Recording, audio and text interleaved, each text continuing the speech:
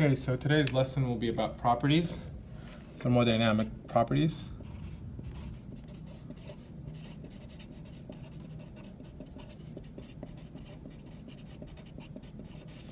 And that's any characteristics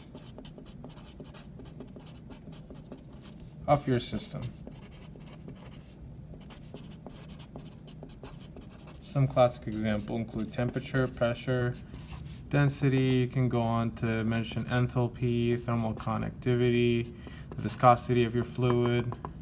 So, going to strength of materials, you can use the elasticity, Poisson's ratio, and so on. Now, in thermodynamics, properties are divided to two parts.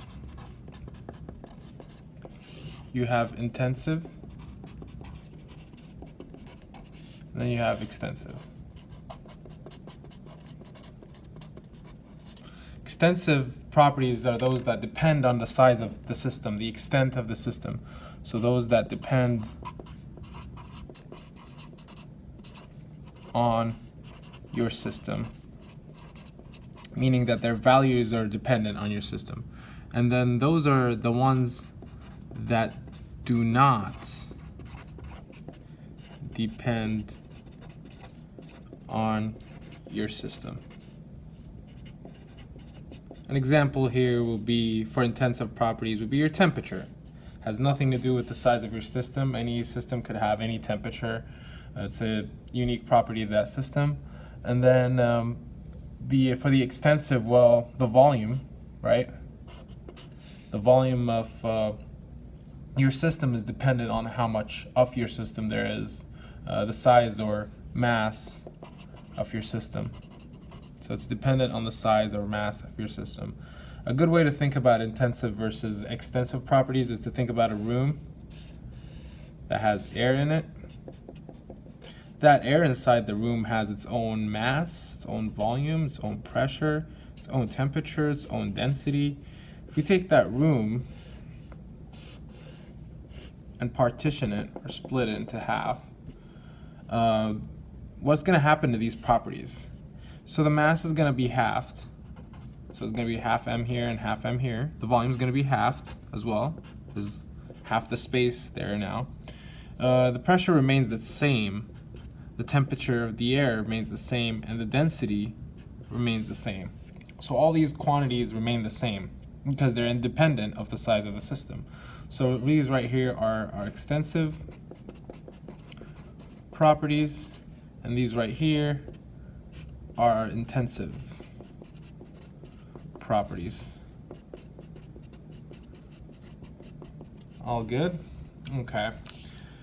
Moving on, let's discuss density in more detail. So density has been studied throughout high school for most people. The density of the material is known as the mass. It's defined as the mass over the volume, and that's usually measured in kilograms per meter cubed in SI units. Okay, so I'm not going to get into too much detail about density. I'm assuming most of you are familiar with it. If not, you can easily skim over or review that online. But we have a new property to discuss here, and that's the specific volume. So that's the volume over the mass. What we notice here is that's the reciprocal of the density. So that's going to end up being 1 over rho. And this is a very useful relationship. Most of the time in introductory exams in thermodynamics, when you have that identity, or when you're given the density, you're most likely going to have to use this identity and substitute that for the specific volume and use that to obtain the state of your system.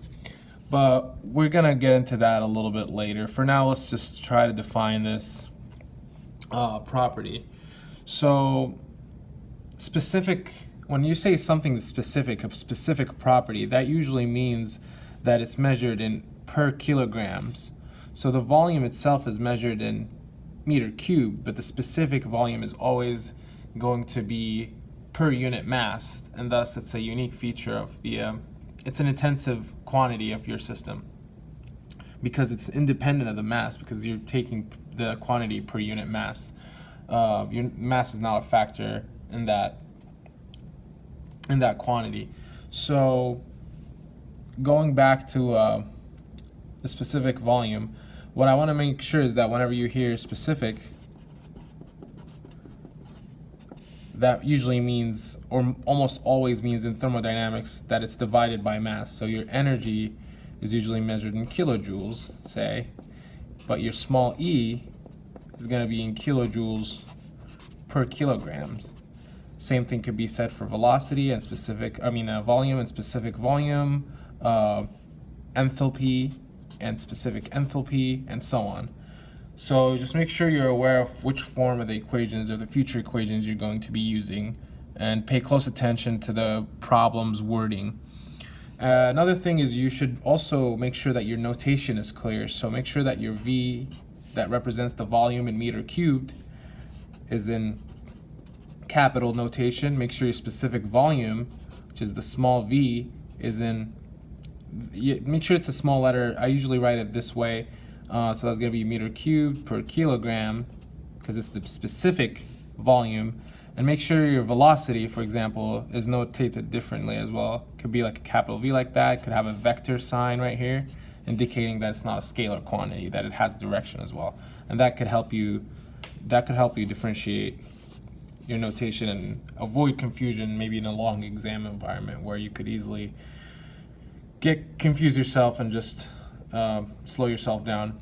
Okay, so let's talk about the density in more detail. So let's talk about the density of gases, right? Well, that was brought up before in multiple physics and chemistry classes, perhaps. We know the ideal gas law tells us that PV is equal to MRT, where P is the pressure, V is the volume, M is the mass, R is the gas constant, and T is the absolute temperature. So if we take the volume here, take the mass, divide that by the volume, we're going to get this expression right here. That's our density, as you can see from above right here. Sorry, I was blocking that. So what we're going to end up with is that the density is equal to the pressure divided by RT, where R, again, is the universal gas constant, or I think it's actually the gas constant. So it's a constant that rho does not usually, it's not going to depend on the constant, it's more going to depend on the pressure and the temperature. So rho for gases is a absolute function, or the pressure, yeah, rho is a function of the temperature and pressure. Changing either quantities for gases will heavily affect your density, and that makes sense because your gases are compressible. So adding any little bit of pressure is going to change your density, and as well as heating up the gases, you can easily excite the gases by changing the temperature. So we can also investigate the density of incompressible substances now. Now this is going to be our first relation. It's important to keep that in mind for later. It'll help with understanding future lessons, and it's a good thing to know overall, good thing to remind yourself with. So the density for incompressible substances, that is liquids and solids, this is figured out, the way I like to explain this is experimentally. So when we find the density of water at 20 Celsius and 1 atmospheric pressure, we find that this value is equal to the usual 998 kilograms per meter cubed. Some tests were conducted on this same water density, and the pressure exerted was increased by 99 atmospheric pressures. So the temperature remained constant, and then the pressure was changed to go up to 100 atmospheric pressure. What was found is that the density changed by very little. So your new density value for those conditions is 1,003 kilograms per meter cubed. Now you can see how changing the pressure by an enormous amount led to only a small increase for the density of the water. So usually we're going to neglect that occurrence. We're not going to consider the density being a function of pressure in the case of incompressible substances. The case cannot be said for temperature, however. Taking the density again of incompressible substances, taking that density at 20 Celsius and 1 atmospheric pressure, we find that it's the same exact situation here. We find that the density is 998 kilograms per meter cubed. Now, when the temperature is increased, to 75 Celsius, and then the pressure is maintained at 1 atmospheric, what was found here is that the density changes by that much. Experimentally, of course, this is all found experimentally. So you can see now, not to add on to the confusion, but this is the comparison I'm looking at. You can see that the pressure or the density changed by 23 kilograms per meter cubed. So a delta T of 50 induced a delta rho of almost 23 kilograms per meter cubed. Sorry if this is a little messy. A delta P of 99 atmospheric pressure only induced about 5 kilograms per meter cubed.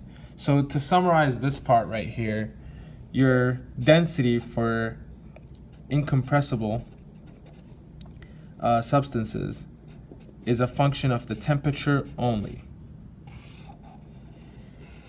And we can neglect any effects that are due to the pressure, changes in pressure on the density. This is a very important fact that we should make sure we remember for future lessons. Gives you a little bit of intuitive feel on the density as a property, and also knowing that the specific volume is the reciprocal of the density. This kind of gives us a good insight on the behavior of our substances in certain pressures and temperatures. So it's just a good thing to know in general.